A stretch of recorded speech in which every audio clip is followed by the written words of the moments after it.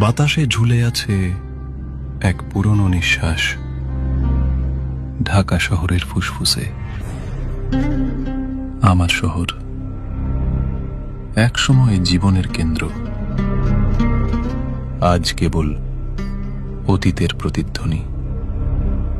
মিরপুর স্টেডিয়ামে একদিন ছিল উল্লাস, করতালির ঢেউ।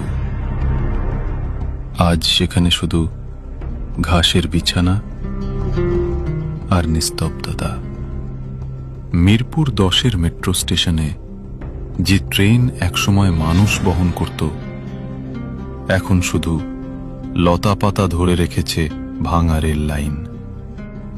শহরের প্রতীক শাপলা চত্বর আজ এক জলে ডোবা আয়না। মানুষ নেই, শুধু প্রকৃতির ছাপ। মরিচা ধরা বাস, জলে ডোবা গাড়ি, সবই থেমে যাওয়া জীবনের স্মৃতি। জাতীয় স্মৃতিসৌধ, যে স্থানে সংগ্রামের ইতিহাস লেখা, আজ সেখানেও শেকড় গেঁথেছে নীরবতা।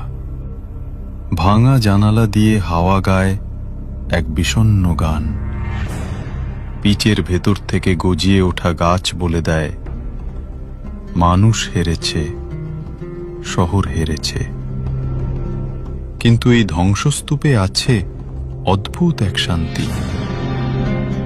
পচা মাটির গন্ধ, কালো পানির আয়না, আর ছাদের উপর জন্মানো গাছ মনে করিয়ে দেয়, শেষ পর্যন্ত প্রকৃতিই জয়ী হয়।